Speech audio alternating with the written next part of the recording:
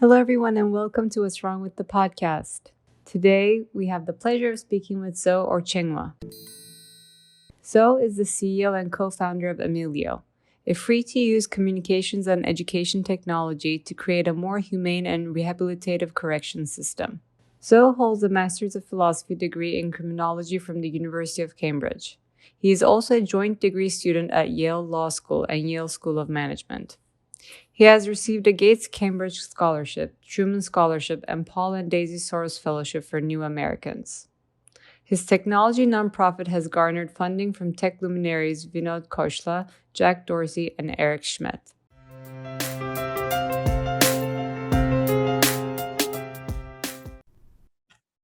Hello, everyone. Welcome to our podcast. Today, we have the great pleasure of speaking with Uzoma Orchingwa.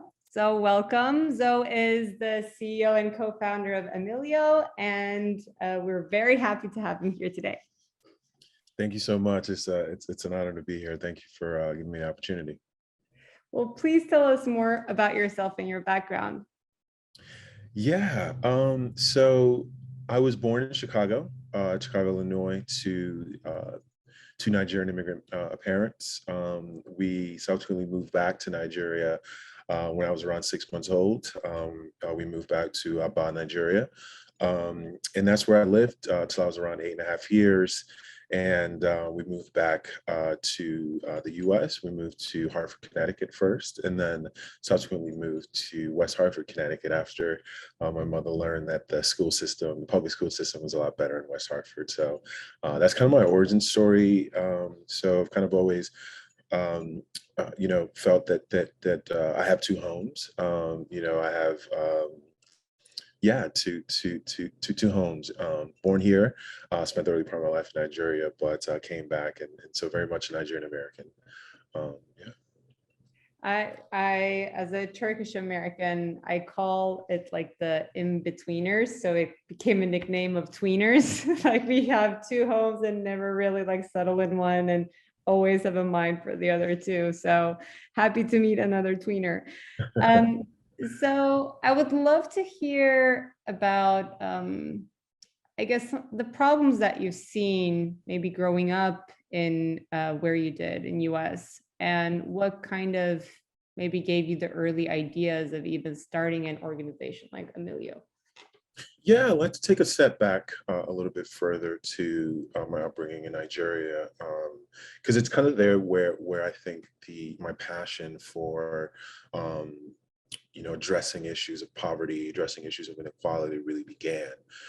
So my father was a physician in Nigeria, so we were fairly well off at the time. But Aba is a very, very challenging place to live. It's a very, very poor city, but it's also a commercial hub. So growing up, I was always really wrestling with the duality that I was experiencing. Coming from a well-off family, but living in a really, really poor city with dirt roads and families are struggling, and so I was always trying to reconcile how these two worlds can exist side by side. We also had a window into the West through film and through cartoons and whatnot, and so I was always kind of trying to compare my life and to try to really understand at a really early age why people just lived in such how a city could coexist with such disparity.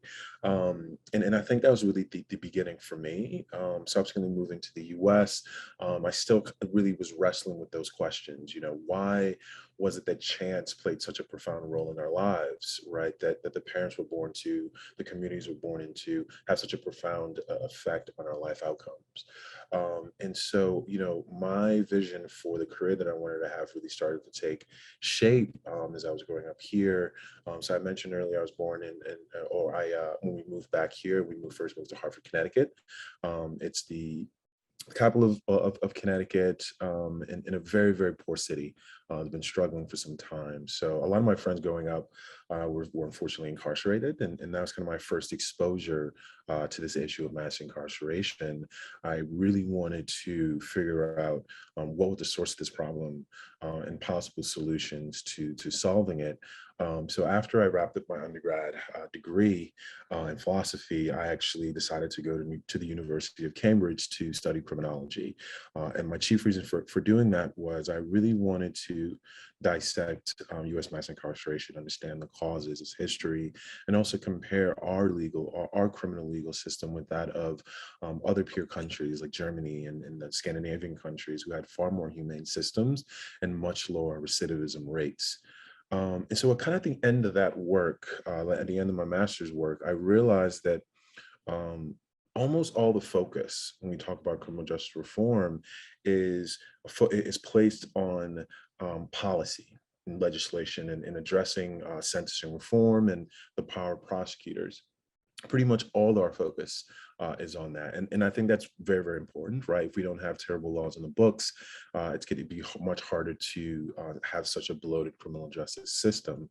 But the limitation I saw in that kind of one-dimensional focus is that it really left a lot of other critical areas underserved. So if we think about the actual carceral experience, the average American or the average incarcerated American is in prison for about 3.5 years. So it's almost, college, a BA, right? It's a ton of time. And then if we look at the causes of one of the chief causes of incarceration, certainly we need to reckon with the country's history of racial inequities and racism. But when we look at the data, what we see is that up to a year prior to incarceration, 80% of everyone in state prisons had no income a year prior. 50% had no income up to 8 years prior. So when we think about mass incarceration, economics and poverty play a critical role. And part of what I was trying to figure out as I was thinking about Ameelio was, what are some issues? What are some areas that I could, some areas where I could propose a solution that could solve problems at scale? So some of the limitations about focusing strictly on legislation is that we don't have one criminal justice system. We have 51 separate systems. There's a federal system, and then each state has its own a legal system, its own priorities and incentives. So, success in one state really is just success in that state. One has to then replicate it in the other states.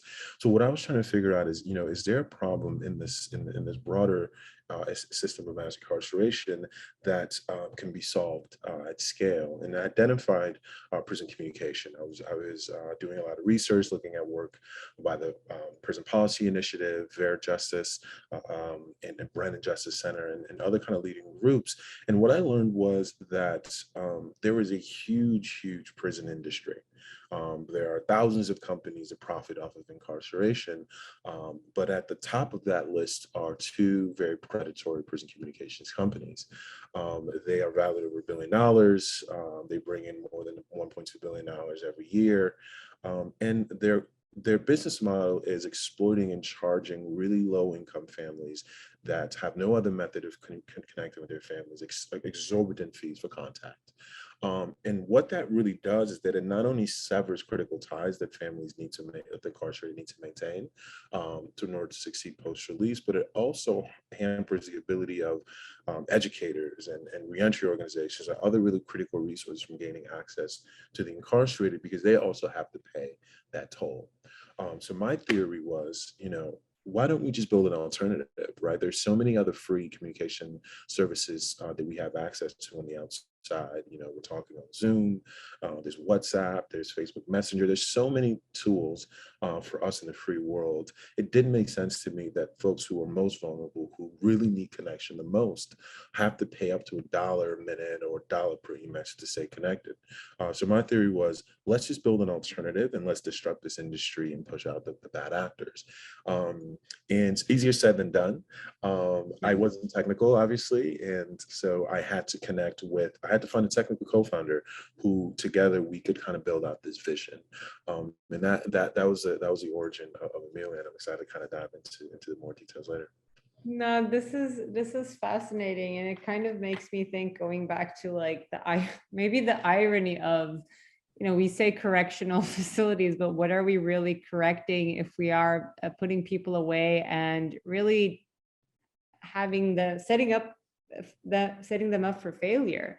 If they are, and maybe very likely that as a young adult they're incarcerated and they didn't even have an opportunity to get started in life, and we're already stripping away everything that would kind of maybe help them get pass by that and then maybe start a new life and actually be positive person for the society. You're eliminating all those possibilities, and yet we've called that correctional facilities. Like, what were we correcting really, just by putting people away and like having them think what they did for like many years, and having them live in isolation? And it's really, I'm not surprised that there's an entire business model around this for someone or some big corporation to make a lot of money. But it's really and also not surprising, but also very important to point out that the lack of innovation in this too. And we're talking about, and there may be so many parts to it. We're talking about crime and how we reduce crime and how we can do that before even we start talking about maybe incarceration. There's conversation around that, still an area to really innovate on for sure. But then like after somebody have committed a crime, or maybe didn't even, like that's a whole other discussion, or maybe did something very minor but was put in jail for like many years. What are we doing then? Like, are there any, and all the things you're talking about sounds very archaic and it's very present, right? Like this large big like telephone company really controlling all the communication. It sounds like a movie. Like if this were like our reality, we would kind of be like, it's ridiculous. Although in New York, we had like this like major cable company that like ran things here for like forever and then just rebranded themselves and continued to run things. But it's just like, to me, it's after like talking to you, obviously it becomes obvious, then you're kind of like, why aren't there more innovations around this like at present? So going in and figuring out all these dysfunctionalities, what were some of the biggest challenges for you to even like, was this a was like having this conversation and talking to people about this too, was that even challenging for people to really understand what's going on or seeing the need for innovation? Yeah, so you raise a really great point. And I think that this is kind of one overlooked area in this kind of larger conversation around tech monopolies. When we think of tech monopolies, we're kind of always thinking of Facebook and Google. But in the correctional space, those tech monopolies are Securus and GTL. Collectively, they own more than 70% of the market share and have a captive audience. They know that families need to stay connected. It's an inelastic good. We all experienced this with COVID, losing connection with our loved ones and trying to find ways to mitigate that.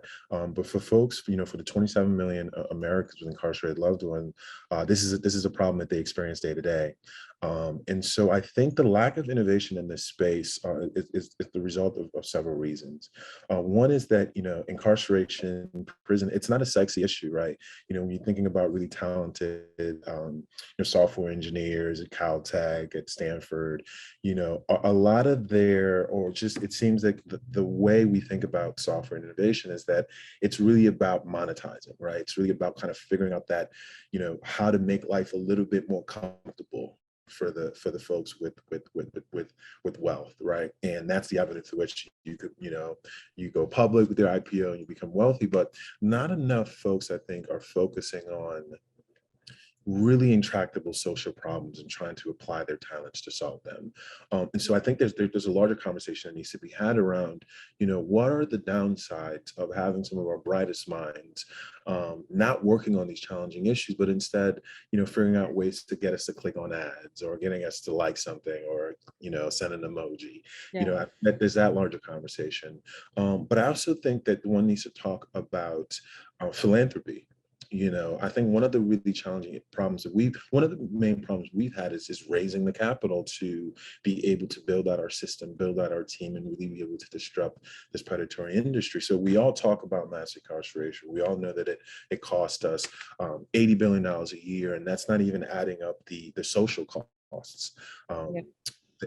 And so it's a problem that we all know, but not enough of us not enough of us with wealth, right, want to take the risks. And so that's something I've been really racking my head around, trying to understand is that, philanthropy should be to take bold chances, right? To try to use capital to really fund risky ideas, but with the potential for tremendous impact. And so for me, it was a no-brainer that increasing access to communications, there's a bunch of research that shows that increasing access to communications for the incarcerated lead to lower recidivism, lead to more successful post-release outcomes, because those are the communities, those are the people that the incarcerated are going to rely on post-release, right? If you sever ties with your family, you sever ties with your community, to community resources, you're going to have a really tough time because you're coming out in a world that looks different and with no resources. And so for us, it was a no-brainer that this is a solution that needed to happen. But for a lot of the funders we were talking to early on, they just saw the risks, right? To them, they were thinking about, can a tech nonprofit really disrupt the space? Can you actually get into prison? And so, what I want to do with my work as well is to make it easier for innovators like myself and other social entrepreneurs to have access to the capital that they need, right?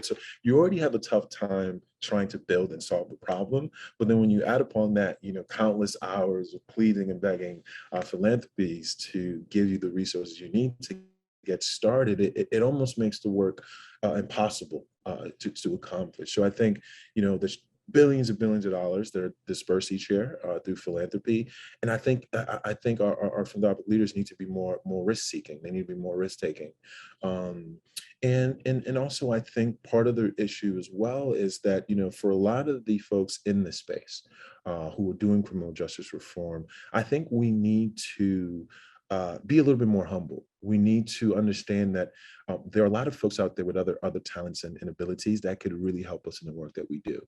And so it's shedding light on the problems that we're trying to solve and creating opportunities for other folks with other skills and talents to be able to help. So I think that's why Ameelio has been able to scale so quickly and has been able to build such a strong technical team. Is that what we've done is that we've shown folks with technical talent, folks with software skills, that they also have a role to play in solving mass incarceration.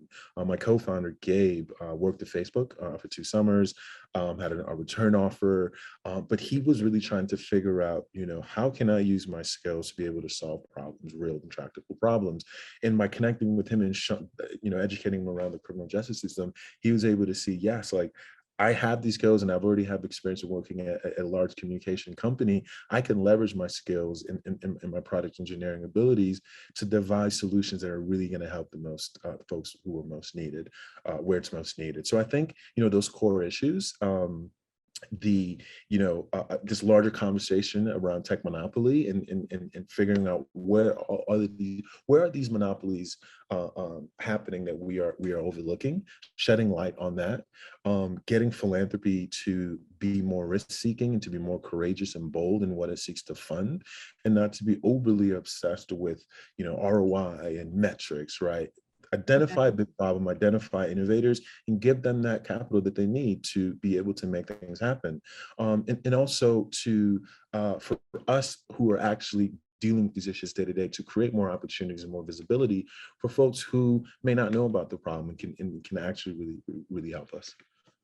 Yeah, I mean, I love so many things about what you said. But what it was making me think, I think the tech industry kind of like went through a phase where it was also in like self-exploration and almost in an isolation, right? I think a lot of talented, like-minded individuals came together and came up with cool ideas and executed on them pretty fast, grew very fast, and then not even recognizing the potential problems that some of the technologies that were created could cause, or if they're contributing to a bigger problem too. I think there's more of an awareness around that and the need to really like dive in deeper into our social problems, environmental problems, so many problems in the world that we're going through, and have a more collaborative approach than just having, 10 engineers in a room really like putting out a solution, not necessarily considering diverse communities or people behaviors and all of that, and really creating a host of other problems too. I think we went through that learning curve collectively in the world, and I'm really hoping to see there is more and more interest from talented tech communities and folks to really like take part in organizations like Ameelio. So that was my first thought. The second, around what you were saying in terms of philanthropy needs to be supporting high risk, but solutions that also really addresses the core and underlying reasons of the problem. I think there's a lot of, and we see this in many industries and also in charitable funds, is that there's a lot of symptom treatment, right? I'm sure there's a lot of fundraising happening around, for example, if a family has one of the main caregivers incarcerated, then maybe there's fundraising to support those families in need and all that, but that's symptom treatment, right? And so if we go back to the beginning, like how we might maybe help an individual first, maybe not get incarcerated, but if they're in, how do we also like help them really in achieving a successful life afterwards? What do we do then? And how do we understand the value of representation of those successful examples too? And we didn't touch upon that, but I would love to hear your perspective on that too. I would assume if a community, and this probably, you mentioned a lot of the friends that you were growing up with were incarcerated. I don't want to say it's maybe normalized, but if this is something that happens in the community often, then the community may also see like, okay, once you're incarcerated, you're done. Like maybe after you're going to go back to jail again. Working there now, very successful, those positive examples. And there's bigger conversation now around representation, but I would love to hear your thoughts about representation of those, post-success stories too. Yes, no, that's a really, really great question. How do we leverage the success that we've had to basically create more of it? And that's kind of what we, a lot of the work that we do around, for us, the press that we get is really not only about us kind of sharing the work that we're doing or trying to attract more funding, but it's about showing that tech nonprofits, that social entrepreneurs are having great impacts in the world, and there are other major areas that need that same level of work, that same level of commitment. Yeah. Innovation. And so there are a lot of really great companies in the tech nonprofit space that I'd love to highlight. Folks like Upsolve, who have used technology and software to be able to help folks who are really struggling financially, able to file for bankruptcy very easily. So their work is trying to liberate the legal field, to make it more open and not as restricted as it is. There are other folks like WotC, which basically crowdfunds to support folks in developing countries who can't afford medical treatment. So what they're trying to do is use software and technology to create a world where healthcare is a right and not a privilege of those with financial resources. And so, part of what, one area that I want to highlight is the issue of risk aversion. So I talked about philanthropy, right? And so, for us early on, part of the pushback we got from a lot of funders was, they kind of had this macro level understanding of the problem. They knew that there was a duopoly and that there was kickbacks and that a lot of states are complicit in this problem. But they didn't really have a granular understanding, right? I think, for software companies to succeed, you have to know your user. You have to be constantly doing user research. You have to be engaging with your customers. You have to be, you can't succeed without that, right? But I think for philanthropy, I think, it's really easy not to be too critical, because I think there are some great philanthropists out there. But one area of our success that I really want to highlight to both other social innovators and future innovators and also philanthropists is that you know, you don't know what you don't know until you do it, right? So you can kind of have this theory that, it's impossible to break into a system that has been run by this duopoly for decades, right? But what we did was, a healthy dose of delusion is really beneficial to entrepreneurs, right? Like you have to really kind of be a little crazy to Yeah. think that, you can take all these billion-dollar companies. And I think that's kind of what we had. We knew that this was the right solution. And because we had such conviction, we weren't gonna take no. We knew that if we built the right tools, we tested it with users, and our heart was in the right place, that at some point we would break in. And how that happened was really just, a lot of connection with other great organizations out there. So because of COVID, it wasn't only families that didn't have access to prisons and their loved ones. Really critical reentry organizations and prison education groups also had lack of access. So what they were looking for was a solution. How could we be able to do this virtually, right? But what they were trying to figure out is, could we help them? Could we build a video technology that would able to allow them to regain access to prisons? And we'd already been working on this tool, but what we needed was an early adopter, state DOC that would take that risk and say, hey, you guys are an upstart and you haven't worked anywhere, but we believe in what you're doing. We're going to take that risk. And so it was an organization that connected us with the Department of Correction, executive director. And luckily he had identified prison communication as a very, very critical problem for his population and he wanted to solve in his tenure. And that was the beginning. We connected with Dean Williams at Colorado, and then the rest is history. And so I think to would-be social entrepreneurs, remain delusional, right? Do not give up in your delusions, because sooner than later, with enough conviction, with enough of hard work, you will make that first inroad. And then it's just about replicating and telling that story over and over again. And to philanthropies, recognize that you only have a slither of understanding of these problems, right? Like you have so many grantees and so many things that you're doing in the day-to-day, like not to allow your presuppositions and assumptions to hinder your ability to really have impact, right? Just, the money's there. It's already been given to you.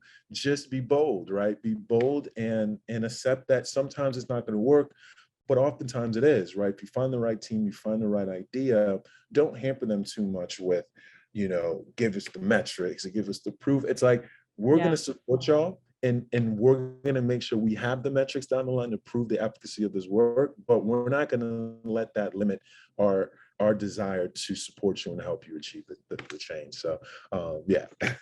No, this is so good, because like I think it also touches upon an overall issue about like how do we even like how did we decide on and settled on those metrics anyway, right? Like we have many problems in the world that are persisting to remain in the world, and obviously we need innovation and maybe some radical thinking around addressing those issues. So we kind of also need to rethink what we mean by ROI or metrics, and do we really need to have that on the get-go when someone's really trying to try something different in order to address a problem that maybe has been addressed, but it definitely does not have any effective solutions. So I think there's a lot to discuss around that too, like why I understand maybe an organization needs to justify why they're providing those funds. That's a very legitimate reason, but that doesn't necessarily mean that we get stuck on some numbers or some proof of methodology or something from the beginning, and really need to change our understanding of what do we mean by an outcome, right? Yeah. So I think, and to your point exactly, we see what the problems are. We're not going to know what the underlying reasons of those problems are until we get in there, right? And to get in there, you need the funding. And this has to be recognized. It's kind of like, somebody may have a disease and you're not going to understand the reasons of those disease unless you start interacting with the patient, right? Like this is a very normal conversation for a healthcare professional to be like, yeah, obviously I need to like start, interacting with the patient first. So I think we need to adopt that understanding in like really any field. And first saying, well, everything we say now is going to be an assumption. We really need to like go in and really Yeah. understand the reasons to be able to come up with a solution that is going to sustain and work and adapt for families' different needs too. And technology enables that great platform for that to happen. And it kind of needs that space and time and budget for it to be really worked with the people that are actually going to use it. So I think your journey is a great kind of example of like, what are some of the problems we see on an ongoing basis, and trying to find innovative solutions for our social or environmental problems. And also, I think it's a great example showing you kind of need your champions, right? Like throughout the journey, you need your people who believe in you and who would advocate for you to another organization, and maybe that organization is going to be your first client, or is going to open the doors for you. So that and that ties into I almost want to say, and there has been a more bigger conversation around allyship since last year, but I think allyship could mean, in a broader sense, like really being an ally on the problems too, and try to support the organizations who could really bring in a solution. And I think the impact of that shouldn't be overlooked. Oh, there's this cool organization that are trying to do that. Like we shouldn't be leaving at that. I think if we can support in any way and open the doors in any way, or connect to someone who might be useful for them, like really whatever it is in our means, I think it's so important for an organization who's trying to do something that has never been done before. So I just want to highlight that, like based on your journey, and I think all of those are incredible, really learning lessons for like any entrepreneur too, who's like going into a space and try to innovate. But with that, I think you already started talking about it. Your first advice being remaining delusional, and I love that. Anything else you want to add? And this can be based on your journey, or just overall attitude and what you're seeing in kind of entrepreneurial space. What would be your advice to people who are trying to make progress or push boundaries? Yeah, and one major advice, and I think this is, pretty intuitive, is because I think it's easy to say, don't worry about the no's, like don't dwell on the no's, Yeah. right? But we're human, right? We're a social animal. We want reassurance. We want support. And I've really had to train myself to not dwell on the no's, right? You reach out to a funder, you give them a great pitch, and they're not, sometimes they ghost you, sometimes they say no. You reach out to potential customer, or some group that you want to work with, and it's the same thing. And it's over and over again. It's really kind of hard to endure all of that. And so one advice that I would give is to find a partner in crime. Like I don't think Ameelio would not be where we are today. I don't even know if we would exist without my co-founder Gabe.